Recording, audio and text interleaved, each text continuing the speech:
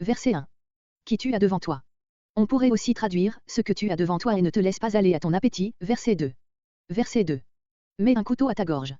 Réprime, fût-ce même par les moyens les plus énergiques, l'envie que tu pourrais avoir de faire honneur au repas que t'offre ce Seigneur. Il sera peut-être plus satisfait encore de ta timidité. Verset 3. C'est une nourriture trompeuse.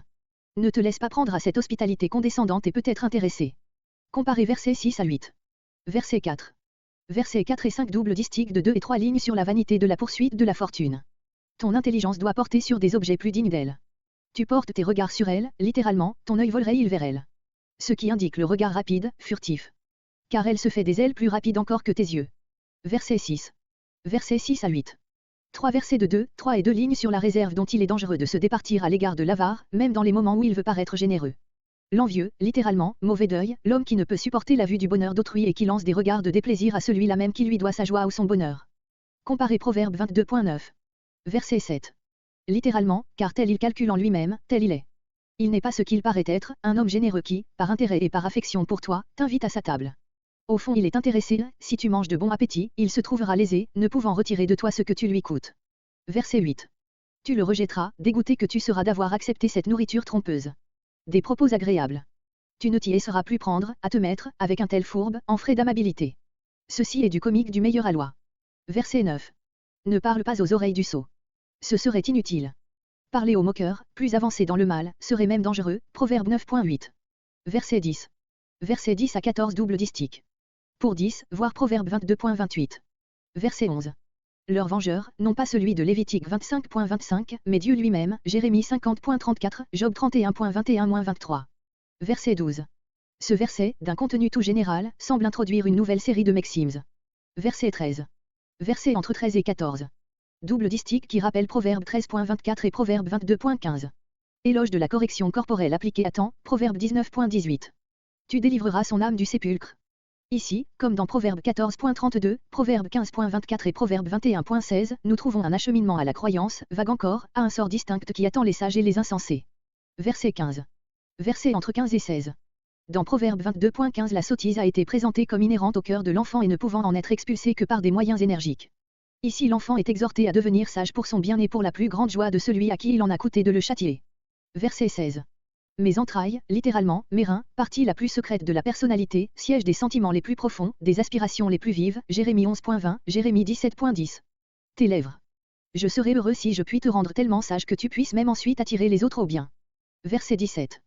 Pour obtenir une structure parallèle à celle du premier membre, on a quelquefois sous-entendu le mot homme, mais jaloux de l'homme qui a la crainte de l'Éternel. C'est gâter cette élégante maxime. Verset 18. Oui, littéralement, car certainement. Il faut se garder de traduire, car s'il y a un avenir, ton espérance, etc. Un doute pareil n'est point dans l'esprit des proverbes. Un avenir, une suite, couronnement d'une vie inspirée par la crainte de Dieu, Proverbe 24.14, Jérémie 29.11. Si cette espérance était trompeuse, on pourrait envier la prospérité des méchants. Verset 19. Verset 19 à 21 3 versets de 2 lignes. Et dirige.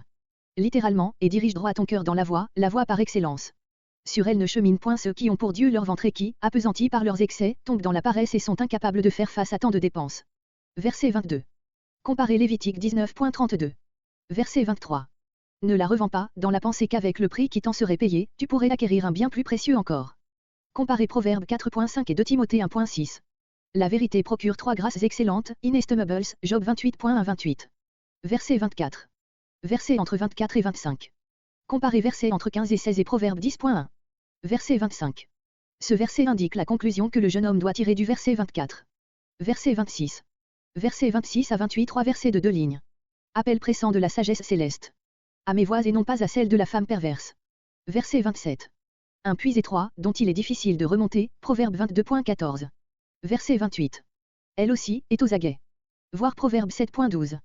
Perfides, infidèles à leurs parents, à leurs épouses, à Dieu. Verset 29. Verset 29 à 35 Lamentable condition de l'esclave de la boisson. Ainsi les Spartiates, pour inspirer à leurs fils l'horreur de ses excès, faisaient passer devant eux un homme ivre. Ce petit poème gnomique déborde tout à fait le cadre ordinaire des maximes étudiées jusqu'ici, 7 versets et 17 vers. 6 questions. Les blessures sans cause. Il y a des blessures honorables, celles-ci ne se justifient pas. Verset 30. Comparez Ésaïe 5.14. Vin mixtionné, auquel on donne de la saveur avec des épices aromatiques qui en accroissent la propriété excitante. Voir Proverbe 9.2, note et Ésaïe 5.2.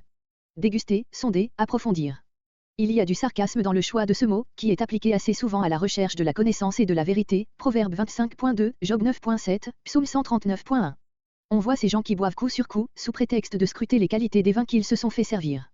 Verset 31. Des questions posées dans le verset 29 et auxquelles a répondu le verset 30, l'auteur déduit un conseil, même dans le domaine de la boisson, méfiez-vous de la convoitise des yeux. Elle conduit à celle de la chair.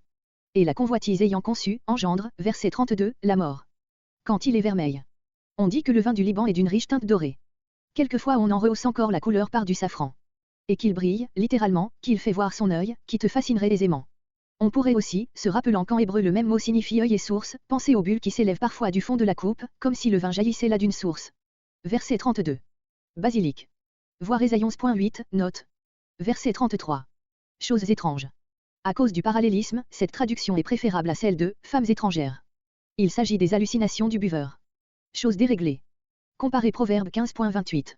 Verset 34. Insouciance absolue, au milieu du plus grand danger. En pleine mer, pendant la tempête, comme Jonas, au lieu de prendre part à la manœuvre. Au sommet d'un mât, où le balancement du navire se fait le plus fortement sentir. Verset 35. L'ivrogne ne veut pas convenir du tort qu'il se fait. Il aime trop la boisson pour qu'on en dise en sa présence le moindre mal. Vous prétendez qu'on m'a battu. C'est possible, mais je n'ai aucun mal. J'en irai chercher encore.